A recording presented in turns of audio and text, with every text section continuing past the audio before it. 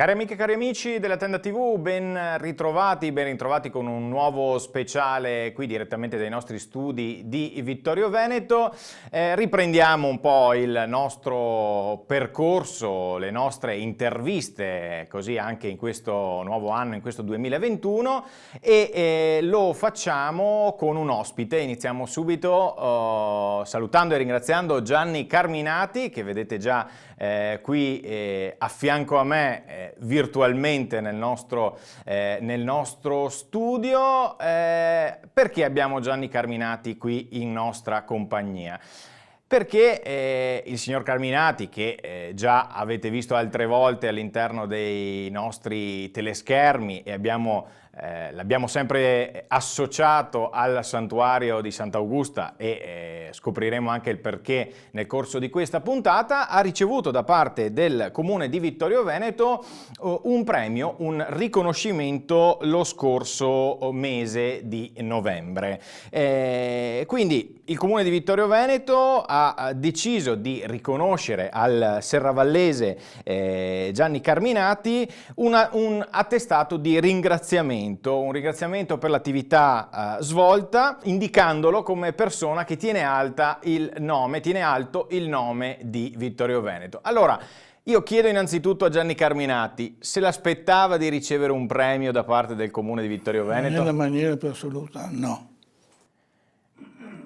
Quando l'ha ricevuto e come ha saputo anche di questo premio? Il giorno 15 l'ho ricevuto, la settimana prima, nel pomeriggio, ero al sindacato come al mio solito, e è arrivata una telefonata della segretaria del sindaco, la quale mi invitava per la settimana successiva, il giovedì, andare in giunta, che sarei stato premiato per l'attività svolta. La mia domanda è stata: scusi, di quale attività sta parlando? Ah, lo vedrà quando verrà qui. Ma guarda, allora è meglio che metta tutto in stand-by e ci penso sopra un momentino. E ci ho pensato, non trovavo argomentazioni particolari, se non una battuta fatta da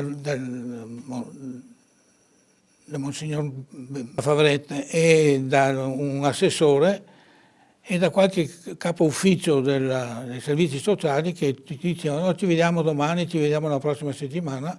Ho detto: ma voi cosa c'entrate con questa cosa qua? Allora mi sono un po' riguardato, ho capito che si voleva prendere nota di cose per me molto semplici, che erano state enfatizzate, ma anche le donne di casa, quando hanno saputo che avevo questo premio, mi hanno tutte redarguito: guai se rinunci a fare queste cose qua. Va bene, e abbiamo obbedito.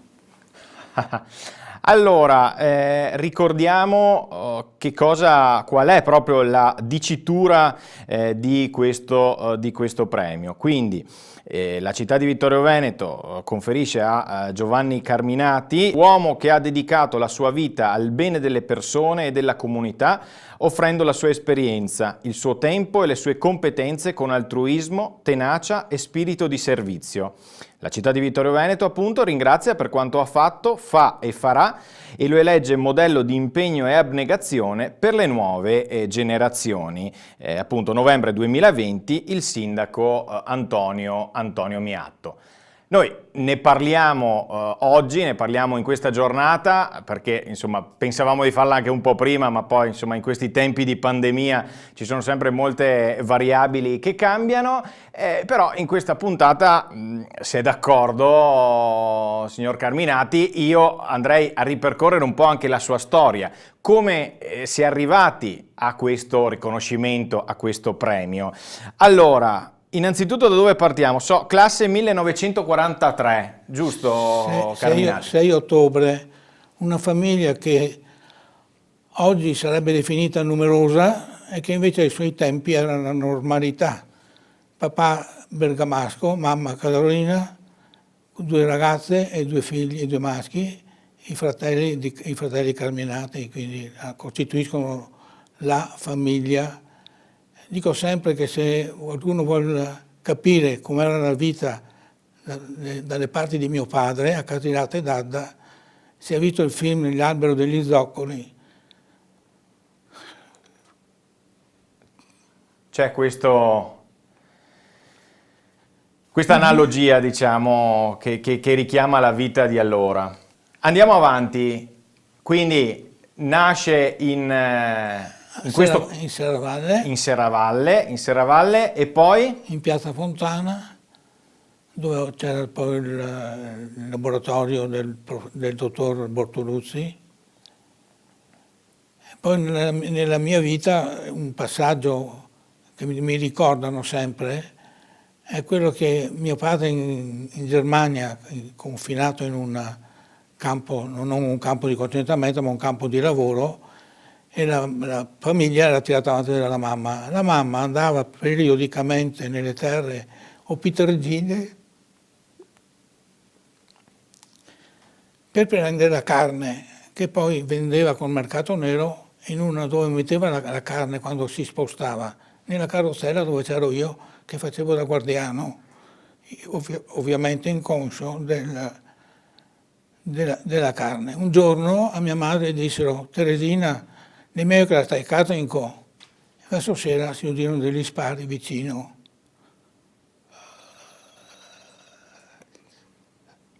Alla casa.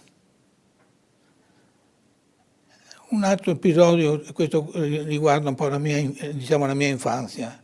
Uno dei miei limiti è di avere una manualità un po' scarsa, diciamo, per non dire pessima. A scuola me la sono sempre cavata perché sapevo parlare abbastanza bene l'italiano, la matematica, ma quando andavo in officina era una tortura. Il ricordo che ho e che fotografa bene questa mia carenza è il primo giorno in falegnameria con il maestro Cancian. Anzi, volevo anche ricordare che in asilo ero stato in via Calcada nella mitica maestra Rosada di quei tempi. Quindi il maestro Cancian ci dava un cubetto da fare, dove bisognava rettificare le facce in modo che stessero a 90 gradi. Quando sono andato col mio cubetto si è messo a gridare: ma questa è una saponetta. E la saponetta via aerea è ritornata sul mio banco. Ok. Questi ricordi di infanzia, diciamo. Poi, sempre nell'ambito scolastico, che è importante, ho fatto l'Istituto Tecnico Industriale di Belluno, ho retto dal preside Ubaldo Bracalenti, che aveva una caratteristica quell'istituto: era un polo d'attrazione per i tecnici di Vittorio Veneto, perché per frequentare le scuole tecniche bisognava andare o a Mestre, al Pacinotti, o a Vicenza, o a Belluno. Belluno aveva questa nomea del Bracalenti, che era una persona ingambissima, quindi lo zio e tanti altri vittoriesi o serravallesi sono andati a scuola a Belluno. Ci sono andato anch'io, e la quinta l'ho combinata grossa. C'era febbraio, c'era la festa della neve sul Nevegal, e io ho un po' aissato la mia classe per dire: andiamo su. Si è un po' spaccata per metà, qualcuno è venuto, qualcuno no, e la tradizione voleva che le quinte istituto andassero a Monaco a visitare il Museo della Scienza Naturale. Ovviamente chi è andato in sciopero non ci andrò e ci andarono tutti gli altri. Gli altri. A me servì da lezione. Sempre racconti della giovinezza, diciamo, dell'infanzia, la giovinezza, e ci sta anche un po' di commozione ricordando quegli anni, una vita fa, proprio nel vero senso della parola. Il servizio militare dove l'ha svolto? Il servizio militare come allievo ufficiale l'ho fatto a Cesano di Roma, era il corso, a Palmanova come sottufficiale e a Cividale del Friuli come ufficiale. Pensavo addirittura che la vita militare l'ho attraversata bene e quindi pensavo di raffermarmi, e invece in quel contesto l'Enel sorgeva come una società nuova, un ente nuovo, cercava dei periti elettrotecnici, fecero dei bandi, ci partecipai anch'io e fui tra quelli ammessi, e quindi il militare è una bella parentesi.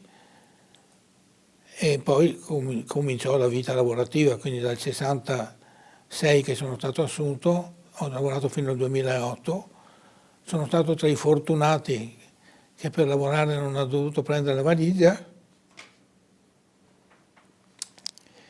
e tra le prime cose che mi è capitato di fare era quella dell'iscrizione al sindacato.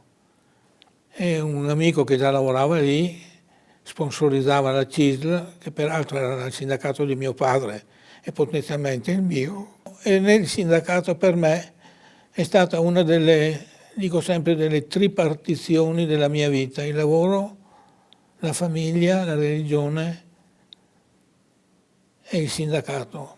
Un sindacato che aveva una caratteristica: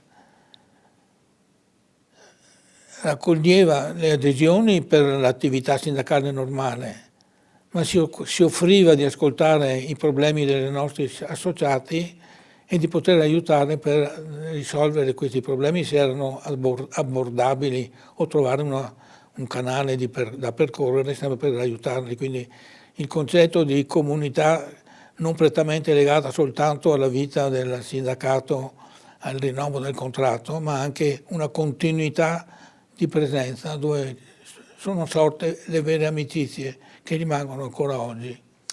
Ecco, io mi sento di dire una delle colonne della CISL, del territorio, del sindacato del territorio. Quando mi capita per questioni lavorative di parlare con alcuni della CISL, insomma, quando dico solo il nome Carminati, individuano subito, quindi vuol dire che tanto è stato seminato in tutti questi anni di attività, un'attività comunque svolta con un basso profilo, in maniera silenziosa, forse caratteristiche queste un po' anomale, mi permetto di dire, per un sindacalista, o sbaglio, Carminati? No, il sindacalista è una bestia abbastanza complessa nel suo insieme. Io ho avuto, per fortuna, Paolo VI diceva: i maestri vi dicono quello che dovete fare ma non lo fanno loro, i testimoni dicono e fanno. Io ho avuto due testimoni. A Vittorio Veneto l'amica Francesca Meneghin. Francesca Meneghin, che ben conosciamo, altra colonna del sindacato. E a livello nazionale il segretario, il tuttofare della FLEI, l'amico di Novara, Ercole Occhipunti. Io sono vissuto in questo binario con le attività quotidiane. Una delle motivazioni potrebbe essere presa a riferimento quando dice di mantenere alto il nome di Vittorio Veneto.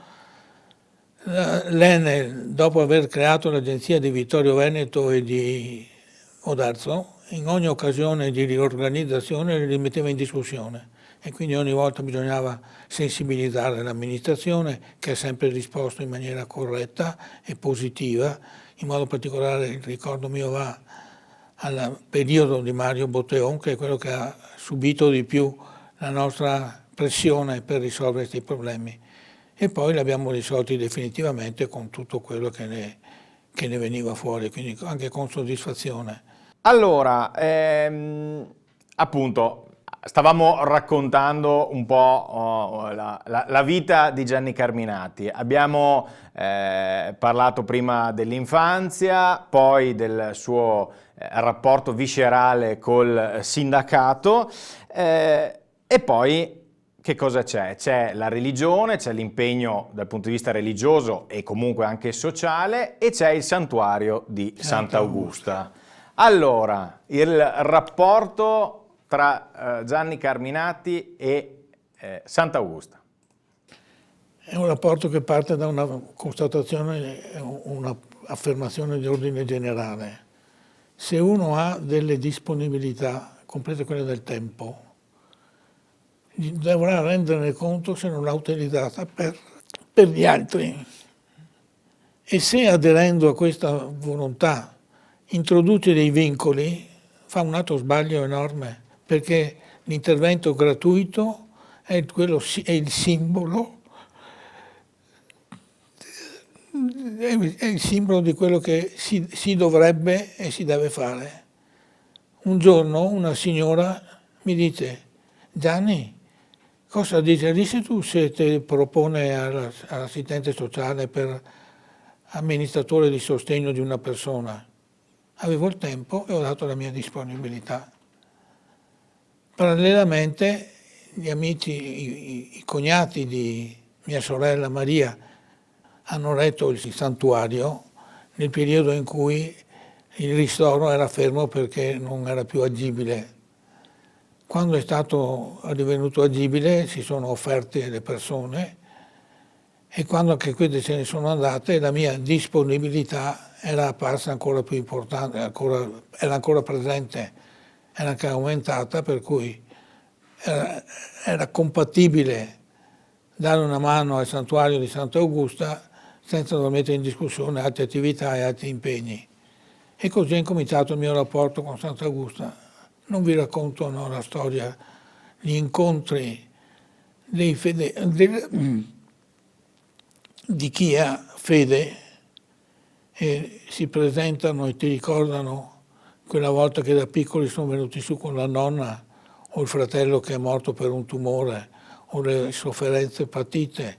E quando parlano poi di Sant'Augusta li vedi, o ti vedi quasi rinascere, cioè trovi una serenità in quel santuario, col silenzio e con la preghiera trovi una serenità che è irripetibile.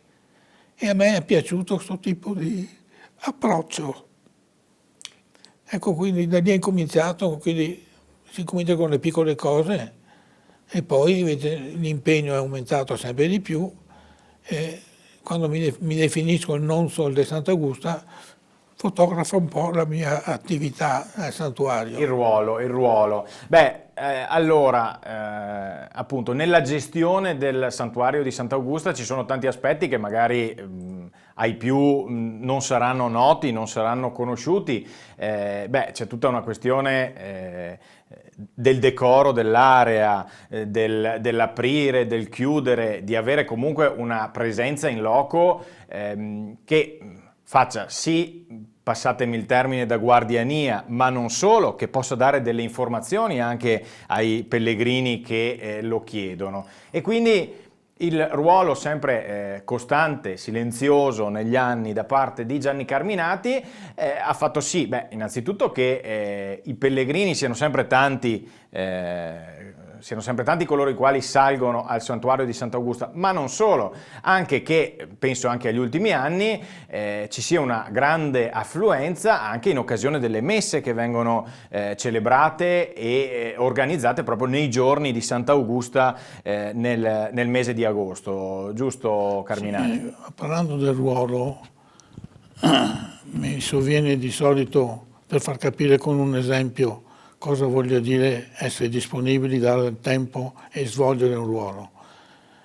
Un giorno, in un periodo della vita sindacale, era morto il segretario regionale nostro, e il giorno del funerale a Roma avevano convocato, l'INPS aveva convocato il comitato del fondo elettrico, del quale facevo parte anch'io. E nella mia spontaneità ho detto a tutti: io vado al funerale, che mi pare più importante, per un giorno non ci sarò. Mi sono sentito redarguito dicendo: se tu hai un ruolo devi saperlo svolgere, e se devi saperlo svolgere devi sapere anche scegliere qual è il momento. Tu rappresenti qualcuno e quindi hai il dovere prima di tutto di rispondere a quelli. Sto dovere e sto impegno è quello che poi vivo, ho vissuto e vivo per Sant'Augusta.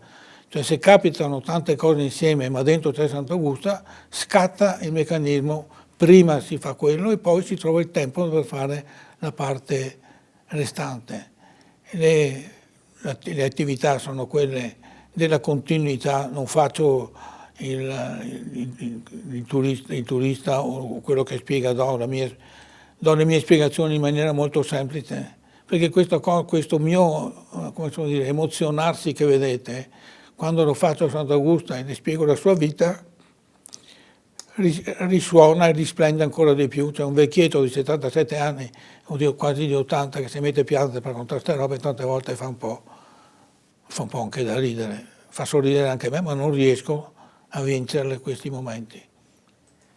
Beh, insomma, i momenti di commozione che ci sono anche nel corso di questa trasmissione stanno a testimoniare la spontaneità con cui Gianni ci sta raccontando la sua storia, ma anche con cui Gianni ha vissuto la sua vita. Allora io interromperei un attimo il racconto perché abbiamo un amico che vuole così farsi presente all'interno di questo nostro speciale. Lo nominava all'inizio Gianni Carminati, sto parlando di Monsignor Michele Favret, parroco di Serravalle Sant'Andrea.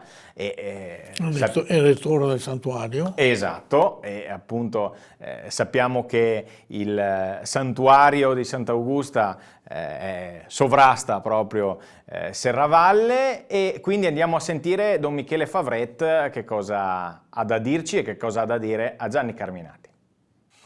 Il saluto più cordiale a Federico e a tutti gli spettatori della Tenda TV. Mi è stato chiesto un intervento a riguardo dell'onorificenza che è stata concessa a Gianni Carminati lo scorso novembre. Innanzitutto a nome mio personale, ma anche a nome dei parroci di Serravalle che mi hanno preceduto, come Don Ermanno, come Don Roberto, come Don Paolino, desidero esprimere tutta la riconoscenza a Gianni Carminati per quanto ha fatto e continua a fare per le nostre comunità, per la parrocchia di Serravalle, in maniera particolare per il santuario di Sant'Augusta. Bene, detto questo, che è dovuto, lasciatemi dire una piccola parola anche scherzosa. Siamo entrati nel tempo del carnevale. Gianni Carminati, anche conosciuto come il Nonzol de Sant'Augusta, appartiene a uno degli esemplari più significativi della fauna vittoriese. Ho l'impressione, ecco, la mia preoccupazione è che questa specie si vada perdendo, ecco, e la cosa dispiace. L'impegno di Gianni Carminati è un impegno a tutta prova, ore dedicate al servizio del santuario, delle persone, dei pellegrini, delle molteplici attività e anche particolari che si rendono necessari nella vita di un santuario. Sono tante le cose nelle quali Gianni si esprime e sa coinvolgere anche tante altre persone. Ecco, Gianni è un vulcano di iniziative, di energie. Ecco, Gianni, tieni duro. Hai scritto anche al sindaco, al vescovo, perché si preparino per il 2030. Non puoi mancare, non tradirci sul più bello, come facciamo senza di te. Ecco, per certi altri versi, un'altra immagine un po' irriverente: Gianni è come il coronavirus, non nel senso di letale e cattivo, assolutamente. Gianni è contagioso nel suo impegno e nella sua passione, che sa coinvolgere tante altre persone. Ciao! Gianni è contagioso, dice Monsignor Favret. È vero? Oppure dovrebbe essere ancora più contagioso per coinvolgere ancora più gente? Lo spazio c'è. Don Michele si è dimenticato probabilmente di dire che una delle domande che normalmente ci fanno è: quando non ti sei PT cosa succede?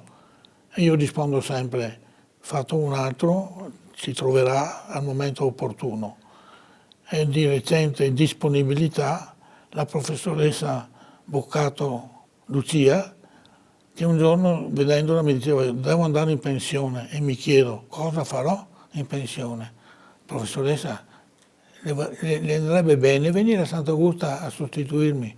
Sì, e da quel momento ha cominciato anche lei a darsi da fare per avere un avvicendamento, quindi non sono preoccupato che le cose non vadano e non proseguano bene, insomma, ha provveduto a Sant'Augusto anche per questo, perché oltre alla Lucia c'è un gruppetto di persone che quando si ringraziano me mi dà un po' fastidio. Il gruppetto lavora in sintonia, ci sono disponibilità temporali di presenze e soprattutto durante il mese dal primo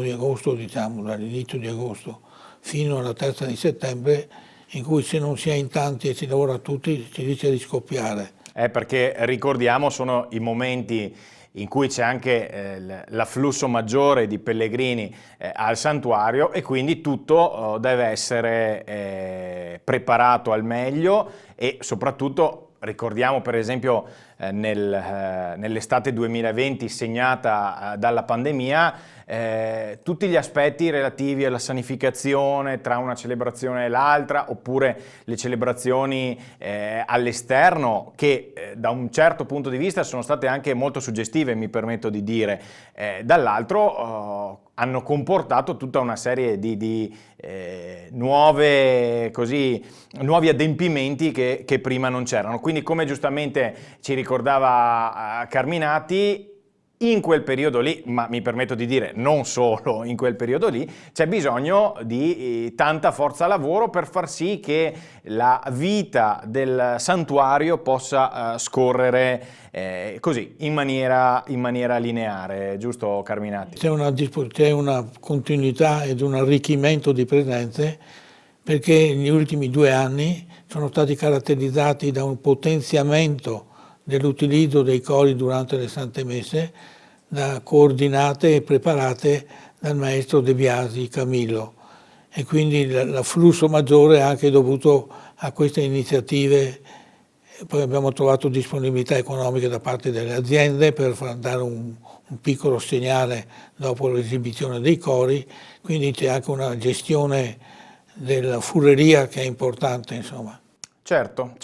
E poi ricordiamo i vescovi, tanti celebranti che si susseguono sempre con molto piacere, perché vedo che insomma nei volti, siccome tante di queste celebrazioni noi le abbiamo trasmesse in diretta, insomma capita di parlare così anche con i celebranti prima e dopo le celebrazioni e c'è sempre veramente un entusiasmo particolare nei confronti di Sant'Augusta, di questo piccolo santuario, piccolo scrigno, piccolo tesoro che abbiamo a Vittorio Veneto. Un analogo santuario c'è in quel del Brasile e quindi da un po' di anni a questa parte celebriamo una Santa Messa anche per i brasiliani presenti in provincia di Treviso in collegamento con una parrocchia che è brasiliana che ospita un edificio che è stato, come si può dire, è stato rilevato il nostro santuario da parte di geometri, quindi abbiamo i disegni di come è costruito. È stato mandato in Brasile e è stato ricostruito il santuario brasiliano, è come quello di Vittorio Veneto. Quindi una sorta di copia, di gemellaggio con questa, appunto, questa comunità in Brasile e lo ricorderete appunto sempre nel mese di agosto, questa messa italo-brasiliana. Ogni tanto anche i nostri telespettatori ci hanno chiesto come mai trasmettete una messa in un'altra lingua. Beh, appunto, come diceva giustamente Gianni Carminati, c'è questo ponte col Brasile, questo collegamento che ci fa sentire anche più uniti come Chiesa, appunto, con questa comunità brasiliana. Noi ci avviamo verso la conclusione di questo nostro speciale che ha ripercorso per sommi capi la vita di Gianni Carminati e diciamo abbiamo deciso di fare questa intervista. Il pretesto di questa intervista è stato il riconoscimento che è stato tributato a Carminati da parte del Comune di Vittorio Veneto. Ci diceva prima in un passaggio veloce la sua collaborazione anche con i servizi sociali del Comune di Vittorio Veneto. Allora, dicevo che mi è stata fatta la proposta, l'ho accettata e per 10 anni ho fatto da amministratore di un signore che ha circa 55 anni che aveva bisogno di questa assistenza, come si può dire? L'approccio è stato un po' come si è snasati reciprocamente intanto per inquadrare le due persone e poi andare a fare la spesa. Per 10 anni l'ho seguito nei momenti di difficoltà, nei momenti positivi, quando andavo a bussare per andare a fare la spesa o quant'altro. Se c'era un po' una pausa per aprire la porta vuol dire che aveva qualcosa di contrario e quindi mi doveva investire di tutto quello che non andava bene. Quando invece era celere nell'aprire vuol dire che era contento, mi abbracciava, mi dava un bacio e mi diceva grazie, grazie, grazie. Un anno fa circa, improvvisamente è mancato. E quindi devo dire che è mancato anche a me. Quindi diciamo che lei aveva questo ruolo di amministratore, di sostegno di questa persona, che però insomma nel corso degli anni, di questi 10 anni di assistenza, forse il rapporto è cambiato, è diventata quasi un'amicizia. Esatto, e soprattutto mentre quando non lo seguivo avevo anche qualche scompenso con quello che chiamano normalmente il malcaduto, con un po' di rigidità nelle cose, non ha mai più avuto nessuna manifestazione di questo genere. Gli ho spiegato che non stava bene fumare e non ha più fumato, che stava bene non bere alcol e non ha più bevuto alcol, quindi io ho dato il mio contributo come piccola esperienza e lui mi ha dato quello dell'umanità che si offre, è disponibile a chi è manifestato come un amico, quindi per me è stato un amico.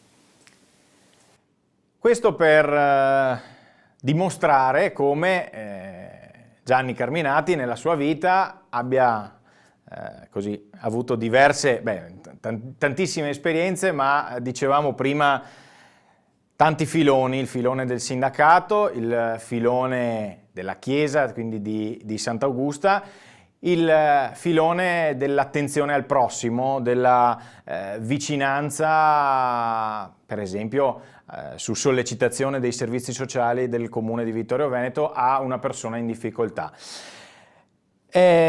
Abbiamo visto le immagini più volte del conferimento di questo premio che le è stato dato, di questa targa che le è stata data. Purtroppo anche in questo caso a causa della pandemia la cerimonia non ha avuto i fasti che forse avrebbe meritato, però insomma abbiamo visto il sindaco di Vittorio Veneto, l'assessore Caldarti, il presidente del Consiglio Comunale Sant'Antonio.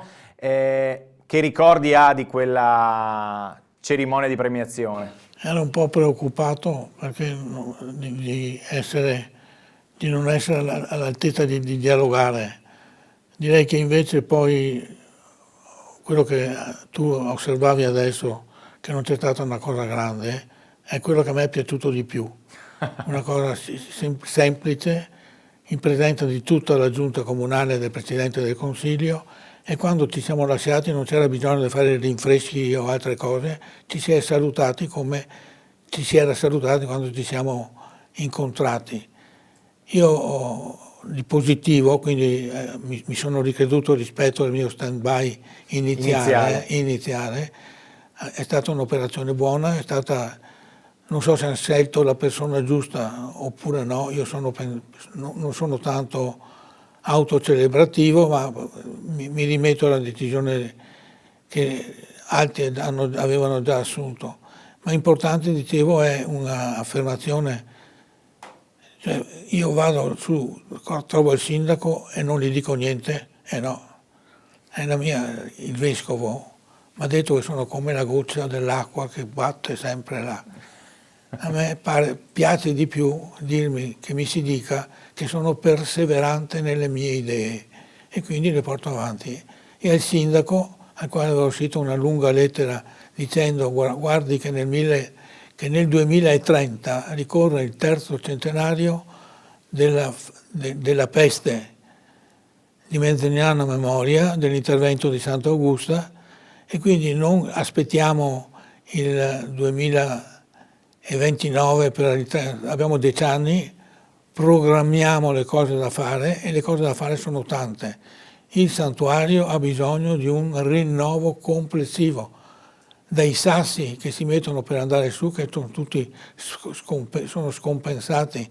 La salita oggi non riesco più a farla peraltro, ma se non posso più farla vuol dire che una fetta di possibili cittadini o di possibili fedeli è preclusa a questa attività e quindi il percorso va rifatto completamente, le cappelle vanno illuminate con degli impianti autonomi che prendono l'illuminazione come fonte energetica, le mura vanno recuperate, ma per recuperarle non bisogna tagliarle una volta gli arbusti e poi lasciarla abbandonare. Ci vuole che ogni anno qualcuno curi questo e quindi c'è una spiegazione che è storica collocata nel ruolo di Santa Augusta, dal padre e dalla storia. Quindi ci sono tante cose da fare e il sindaco mi ha detto con calma ne parleremo ancora.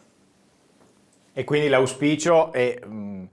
mi sento di sposare insomma, questo appello da parte di Gianni Carminati. È vero, effettivamente a causa del dissesto idrogeologico di questi ultimi anni, sappiamo ogni tanto accadono queste grandi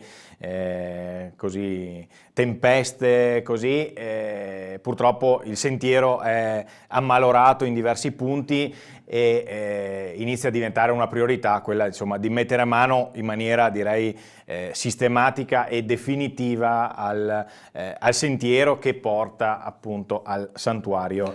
Anche perché ho fatto presente all'amministrazione ci sono dei fedeli di Sant'Augusta, di Seravallesi, che hanno già manifestato una disponibilità. A me per esempio ha colpito quando uno di questi mi ha detto io sono gestore, proprietario di una di quelle attività per l'estrazione della ghiaia dal fiume. Io sono disponibile a darvi tutti i grani, diciamo, i sassi che sono bisognosi per rifare completamente tutto il percorso. Quindi ho detto al comune, se troviamo già gente che dà questa disponibilità, bisogna coglierla al volo e farla fruttificare. Certo. Allora, Carminati, ultima domanda, ultimo messaggio. Abbiamo parlato di volontariato sotto molteplici aspetti. Un suo messaggio che vuole lasciare soprattutto rivolto ai giovani. Le iniziative sono tante. Porto un piccolo esempio che mi è capitato ultimamente. Io ho un compagno di viaggio, che quelli che non tutti gradiscono, da più di 10 anni ho il morbo di Parkinson e quindi col quale convivo. Normalmente faccio la battuta, un dì al vince lui, un dì perde me e quindi le robe le va avanti sempre. Per superare, per dare dei segnali, quindi per esempio la mia deambulazione comincia ad avere qualche piccolo problema. Mi è capitato in questi ultimi, dopo la premiazione, diciamo, tra virgolette, mi è capitato più di una volta di incontrare delle persone quando stavo attraversando la strada che mi accompagnano da una parte all'altra della strada. Per me è stata una novità, forse avranno impicciato dentro una mia storia da qualche parte. Ai giovani dicono, se siete in grado da cominciare da queste cose, quando vedete una persona anziana, siatele vicini e aiutatela. È un primo esempio di cosa vuol dire dare disponibilità e servire per gli altri. È una piccola cosa, ma è una cosa importante. Grazie a Gianni Carminati per essere stato qui con noi, ci ha raccontato la sua vita, ha ripercorso alcune tappe perché altrimenti saremmo stati qui qualche ora, credo, per ripercorrere altri aneddoti, ma non è detto che insomma prima o poi non ci siano altre occasioni. Io ringrazio Gianni Carminati per averci raccontato insomma questi aspetti e mi auguro, spero che quello di cui abbiamo parlato possa essere un volano per qualcun altro, possa far nascere la voglia di fare qualcosa per il prossimo. Grazie a te e per il servizio che fai. Grazie mille a Gianni Carminati. Noi chiudiamo la nostra puntata dedicata insomma a questo premio. Chissà che anche in futuro non ci siano altre personalità vittoriesi che andranno a ricevere questo premio da parte del Comune di Vittorio Veneto. Io per ora vi ringrazio e vi do appuntamento alla prossima.